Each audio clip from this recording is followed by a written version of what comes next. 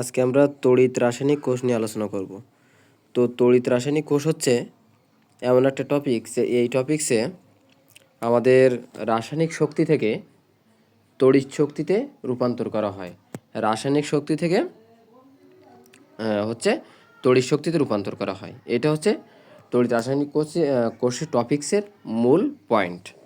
তো এখানে আমরা আগে হয়তো শিখেছি যে তড়িৎ বিশ্লেষণ যে প্রক্রিয়া সেটা ছিল যে একটা ব্যাটারি থাকতো, সেই ব্যাটারি থেকে আমাদের রাসায়নিক বিক্রিয়া সম্পন্ন করা হতো। বাট এইখানে আমাদের রাসায়নিক বিক্রিয়া থেকে উল্টা আমাদের তড়িৎ ক্রিয়া সম্পন্ন করা হচ্ছে, সেই জন্য এটাকে বলবে তড়িৎ রাসায়নিক কোষ বা তড়িৎ রাসায়নিক বিক্রিয়া বা তড়িৎ রাসায়নিক শক্তি, আমরা যে কোনো একটা বলতে পারি। তো এখানে যদি আমরা একটু খেয়াল করি, তো প্রথমে আমাদের চিত্রটা খুব ভালোভাবে বুঝতে হবে। তো চিত্রটা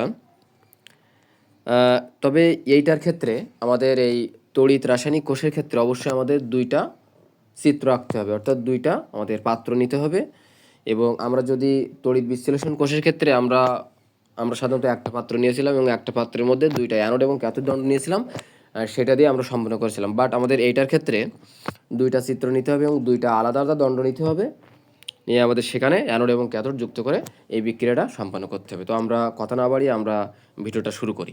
তো এখানে দুইটা চিত্র দেওয়া আছে, এ একটা চিত্র দেওয়া আছে আর এ একটা চিত্র দেওয়া আছে। এখন এই প্রথম চিত্রের মধ্যে দেওয়া আছে জিঙ্ক সালফেট আর দ্বিতীয় চিত্রের মধ্যে দেওয়া আছে কপার সালফেটের দ্রবণ। এখন এইখানে আমরা যে দণ্ডটা ব্যবহার করেছি সেই দণ্ড হচ্ছে জিঙ্কের দণ্ড, আর এইখানে যে দণ্ডটা ব্যবহার করেছি সেটা হলো কপারের দণ্ড।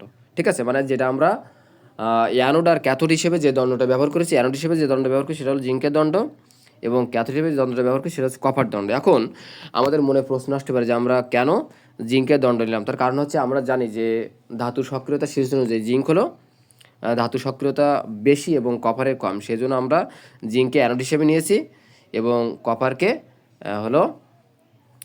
আমরা ক্যাথোড হিসেবে নিয়েছি। এখন এটা অ্যানোড এবং ক্যাথোড হিসেবে নিলাম কেন? কারণ আমরা জানি যে ধাতু সক্রিয়তা সিরিজ অনুযায়ী যার ইলেকট্রন ত্যাগ করার প্রবণতা বেশি তার ধাতু সক্রিয় তত বেশি, মানে যে যত দ্রুত ইলেকট্রন ত্যাগ করতে পারবে তার ধাতু সক্রিয়তা তত বেশি। যেহেতু আমাদের এখানে বিক্রিয়া ঘটানো দরকার, সেজন্য আমাদের এখানে অবশ্যই আমাদের জিঙ্কের ধাতু সক্রিয়তা বেশি, সেই জন্য আমরা জিঙ্ককে অ্যানোড হিসেবে নিয়েছি এবং কপারকে ক্যাথোড হিসেবে নিয়েছি। তো এখানে খেয়াল করতে হবে যে আমরা যে মূলত রাসায়নিক শক্তি থেকে আমরা তড়িৎ শক্তিতে কনভার্ট করব। ঠিক আছে, তাহলে এখানে এটা হচ্ছে জিঙ্ক সালফেটের দ্রবণ, এই দ্রবণটা, এবং এই দ্রবণটা হচ্ছে কপার সালফেটের দ্রবণ। এখন এই কপার সালফেটের দ্রবণটা জলীয় দ্রবণ অবশ্যই কপার 2+ আয়ন দেবে এবং সালফেট -আয়ন দেবে, এবং জিঙ্ক সালফেটটা অবশ্যই জিঙ্ক 2+ আয়ন দেবে এবং সালফেটটা SO4 2- আয়ন দান করবে। তাহলে এখানে SO4 2 হিসেবে দেবে। তাহলে এখানে আমাদের বুঝতে হবে যে বিষয়টা, তার আগে আমরা একটু বিবরণটা একটু পড়ি যে এখানে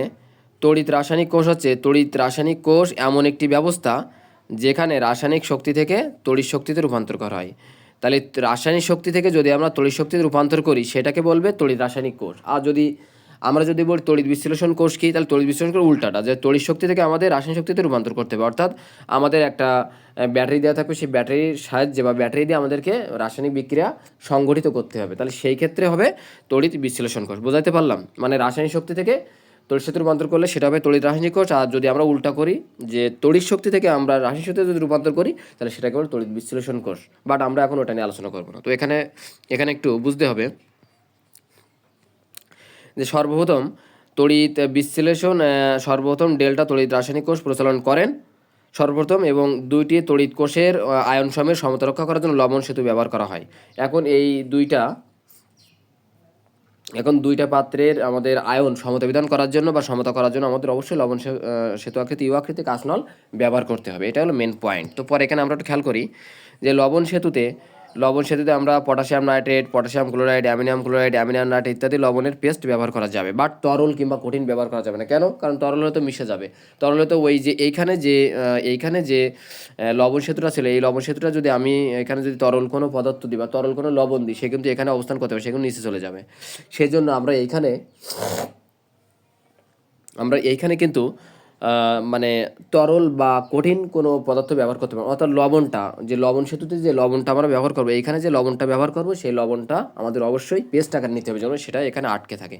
যদি কঠিন হয় তাহলে তো মানে আয়নগুলো চলাচল করতে পারবে না, যদি তরল হয় তাহলে আয়নগুলো চলাচল করতে হবে। তাহলে পেস্ট আকার নিলে অবশ্যই আমাদের তরলটা ওখানে স্থায়িত্বভাবে থাকবে এবং সেটা আয়ন সমতাবিধান করতে পারবে। তাহলে এখানে খেয়াল করি আমরা একটু, যে রাসায়নিক শক্তি থেকে তড়িৎ রূপান্তর, এইটা বোঝার আগে আমাদের চিত্রটাকে ভালোভাবে বুঝতে হবে। চিত্রটা এখানে একটু খেয়াল করি, যে জিঙ্ক সালফেট জলীয় দ্রবণে জিঙ্ক 2+ আয়ন দান দেবে এবং SO4 2- আয়ন দেবে, কপার সালফেট কপার 2+ আয়ন দেবে এবং কি জলীয় দ্রবণে SO4- আয়ন দেবে, ঠিক আছে। তাহলে এখান থেকে বিষয়টা হচ্ছে যে আমাদের এই যে আমরা জিঙ্ক যে দণ্ড নিয়েছিলাম, যে অ্যানোড যে দণ্ডটা নিয়েছিলাম, সেই দণ্ডটা হচ্ছে এইখান থেকে দুইটা ইলেকট্রন, সেই এই দণ্ড থেকে দুইটা ইলেকট্রন এই যে জলীয় দ্রবণ যে জিঙ্ক 2+ ছিল সেই 2+কে দান করবে, ঠিক আছে। তাহলে এখানে যে জলীয় দ্রবণ 2+ ছিল সেই ওইখান থেকে এই দুটো ইলেকট্রন সে কাকে দান করবে, জিঙ্ক 2+কে। এটা দান করার পরে পরবর্তীতে এইখানে এসে এইখানে যে কপার 2+ ছিল, মানে কপার 2+ যেটা জলীয় দ্রবণ ছিল সেইটার সাথে এই দুইটা ইলেকট্রন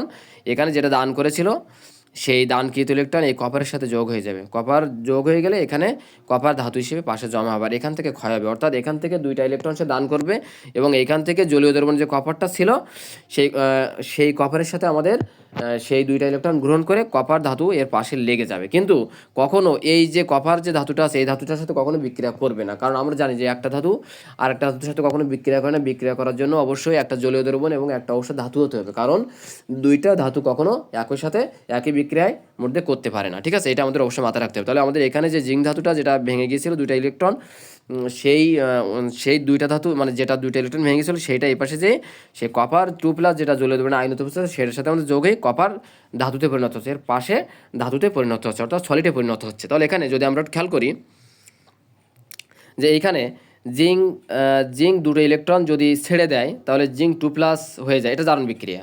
আর যদি কপার সেই সেই এখানে যদি জলীয় দ্রবণে কপার যে 2+ ছিল সে কপার 2+ আয়ন যদি দুটো ইলেকট্রন গ্রহণ করে তাহলে কিন্তু কপার ধাতুতে রূপান্তরিত হয়। তাহলে এখানে যদি আমরা এখান থেকে যদি ক্যালকুলেশন করি তাহলে এখানে দুটো ইলেকট্রন কাটা যাবে, আর এখান থেকে জিঙ্ক প্লাস কপার 2+, আর এখান থেকে জিঙ্ক 2+ প্লাস কপার। এটা হচ্ছে মূলত কি, এটা হচ্ছে মূলত তড়িৎ রাসায়নিক কোষ।